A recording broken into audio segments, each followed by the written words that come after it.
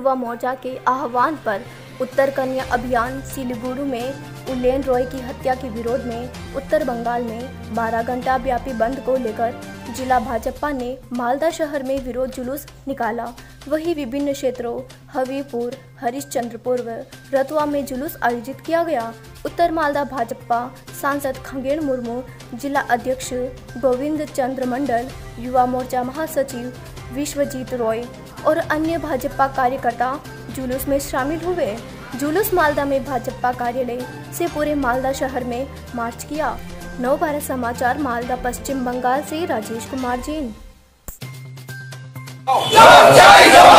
শান্তিপূর্ণ মিছিলের উপরে গুলি চালানো হলো কেন? মমতা ব্যানার্জি প্রশাসন জবাব দাও। শান্তিপূর্ণ মিছিলের উপরে গুলি চালানো হলো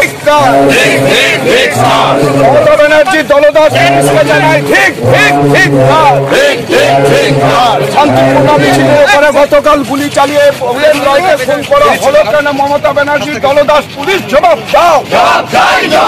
শান্তিপূর্ণ মিছিলের উপরে গুলি চালিয়ে উলেন রয়কে খুন করা হলো কেন?